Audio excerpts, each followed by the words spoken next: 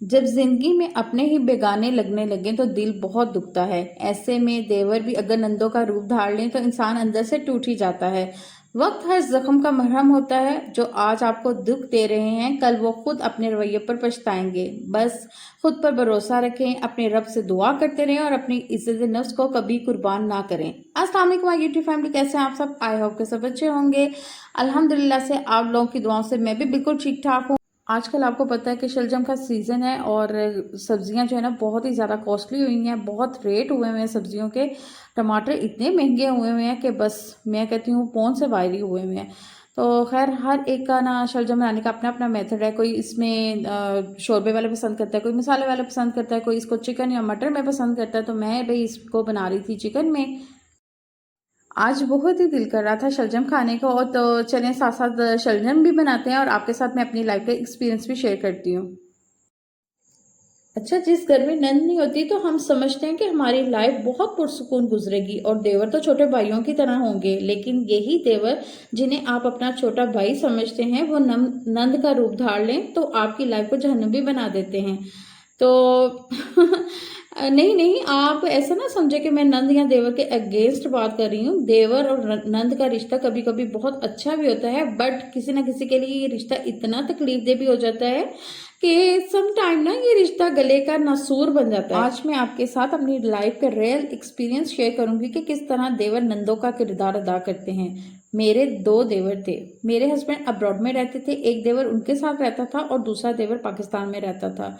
और एक मजे की आपको बात बताऊं कि मेरे देवर मेरे कजन भी थे, यानी कि मेरी शादी ना मेरी खाला के घर हुई थी। मेरी शादी की भी एक स्टोरी है जो कि बहुत ही इंटरेस्टिंग है। इंशाल्लाह नेक्स्ट किसी व्लॉग में आपके साथ वो स्टोरी भी ज़रूर शेयर करूंगी कि मेरी शादी किन हालात में हुई और कैसे हुई। जब मेरी शादी हुई ना तो मैं समझती थी कि मेरे देवर बहुत अच्छे, बिल्कुल मेरे छोटे भाइयों की तरह हैं। और मैं ये भी सोचती थी कि मेरी सास की कोई बेटी नहीं है तो मुझे बेटियों की तरह ही प्यार मिलेगा, क्योंकि हमारा अपनी खाला के साथ बचपन ही से बहुत प्यार था।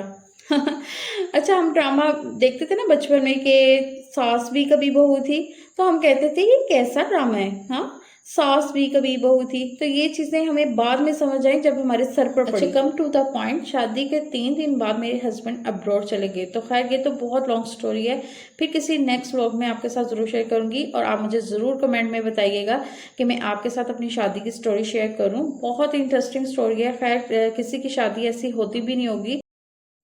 अच्छा, आप भी जानते हैं कि जब किसी लड़की की शादी होती है तो इस लड़की को इस घर के रूल्स को और वहाँ के घर वालों को समझने के लिए कुछ टाइम लगता है। आप कहीं भी जाएं, कोई भी काम शुरू करें, उसको समझने के लिए टाइम तो लगता ही है। क्योंकि अगर आप न्यू लाइफ की शुरुआत करने जा रही हैं, थोड़ा सा क्रिटिकल ज़रूर इसलिए भी होता है कि जहाँ आपका हमसफ़र आपके साथ ना हो, और इसी वक्त से फ़ायदा उठाते हुए आपका देवर नंद का किरदार अदा करते हैं। वो आपकी छोटी से छोटी बातों को इग्नोर करने की बजाय आपकी बातों को बड़ा बनाकर सास और हस्बैंड के सामने आपकी कंप्लेन की जा रही होती है।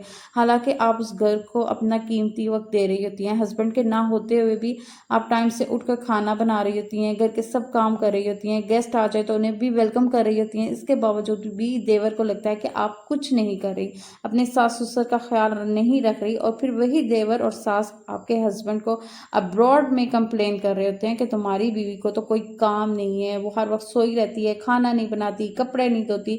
ये सारी आग लगाने वाला देवर ही है। अच्छा, ये तो पाकिस्तान वाले देवर का किरदार था। जो देवर अब्रॉड में हस्बैंड के साथ था वो भी रही सही कसर पूरी कर देता था। अच्छा, मेरे शलजम का सालन बनाने का ये तरीकाकार है कि मैं ना सबसे पहले प्याज को हल्का सा ब्राउन करके इसमें मैंने ना चिकन को फ्राई कर लिया था, और साथ ही इसमें अदरक, लहसुन और टमाटर, नमक, मिर्चें, जो इसके अंदर मैं ज़्यादातर शलजम काली मिर्चों के बनाती हूँ। बहुत टेस्टी, बहुत मज़े के बनते हैं। रेड मिर्चों का मैं बहुत कम इस्तेमाल करती हूँ क्योंकि सेहत के लिए इतनी अच्छी नहीं होती। तो ब्लैक पेपर का मैं ज़्यादा इस्तेमाल करती हूँ। तो इस तरह मैंने सारी चीज़ें डालकर इसका मसाला अच्छी तरह से भून लिया था। और आजकल आपको पता है कि गैस जो है ना उसका कोई टाइमिंग नहीं होती गैस की, तो इसलिए मैंने ना प्रेशर कुकर में ही रख दिया था ताकि जल्दी जल्दी बन जाए, गैस ना चली जाए।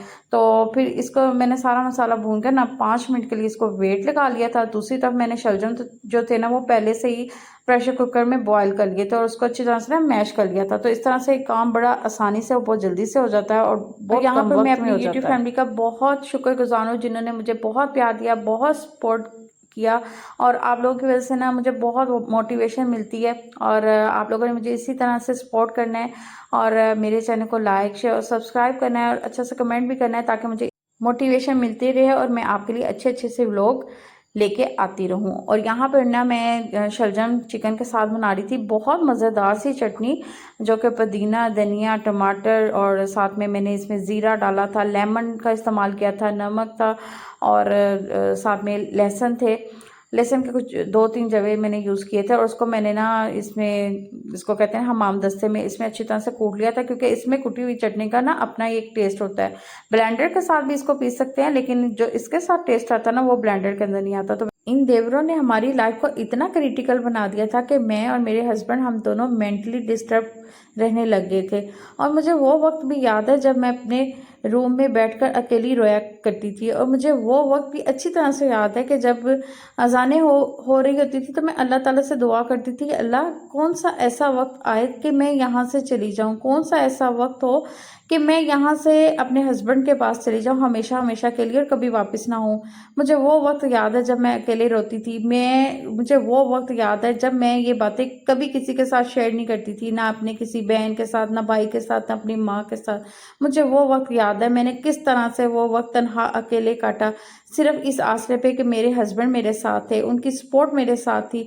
उन्होंने मेरा बहुत साथ दिया, मुझे बहुत सपोर्ट किया। आज उनकी सपोर्ट मेरे साथ ना होती तो शायद मैं आज एक खुशहाल ज़िंदगी ना गुजार रही होती। तो उनकी सपोर्ट ने मुझे आज इस मुकाम पे बिठा दिया है कि मैं एक बहुत अच्छी लाइफ, अल्हम्दुलिल्लाह अल्हम्दुलिल्लाह अल्हम्दुलिल्लाह से एक बहुत अच्छी लाइफ गुजार रही हूँ। अच्छा, यहाँ ना मुझे पंजाबी का एक मुहावरा याद आ गया। वो कहते हैं ना, मुंह मोमना ते करतूत काफरा, यानी कि इनके दिल के अंदर और कुछ बातें चल रही होती थी, और इनके ज़बान के ऊपर जो थे ना, ये इतने मीठे, जो सामने इतने मीठे, इतने हमदर्द, आपके जैसे इनसे ज़्यादा हमदर्द तो आपका कोई है ही नहीं।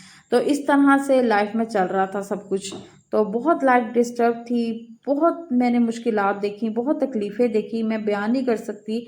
अल्लाह किसी को ऐसे मुश्किलात, ऐसे तकलीफ़ें, ऐसे दुख, ऐसे गम किसी बहन, किसी बेटी को ना दे, और सबके नसीब अच्छे करे, सब बेटियों के नसीब अच्छे करे। आज मेरी भी बेटियां हैं, तो मैं उनके नसीबों के लिए दुआ करती हूँ कि अल्लाह मियाँ सबकी बेटियों के नसीब अच्छे करे, चाहे वो मेरे अच्छे हों भी या ना हों लोग, चाहे वो मेरे दुश्मनों में से भी ही क्यों ना हो, उनकी बेटियों के भी नसीब अच्छे करे। इधर सालन तो हमारा रेडी हो गया था, और मैं ना यहाँ पर गर्म गर्म रोटी उतारी थी, क्योंकि बच्चों का स्कूल से आने का टाइम हो गया था। तो मैंने कहा चले इनके लिए ना खाना बिल्कुल रेडी होगा, तो बच्चे आएंगे चेंज वगैरह करके तो खाना खा लेंगे। तो ये था मेरा आज का व्लॉग, और यहाँ पे मैंने अपनी लाइफ की, रियल जो लाइफ की स्टोरी थी ना, एक्सपीरियंस था, वो आप लोगों के साथ शेयर किया।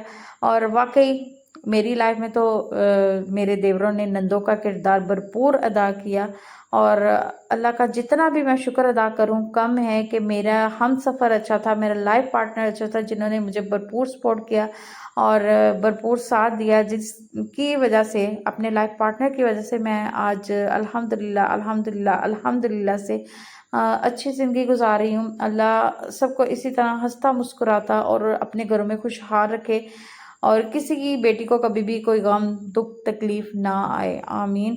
और आप लोगों ने मुझे अपनी भरपूर दुआओं में याद रखना है। जल्दी से चैनल को सब्सक्राइब करें ताकि मैं अपने व्लॉग का एंड करूं।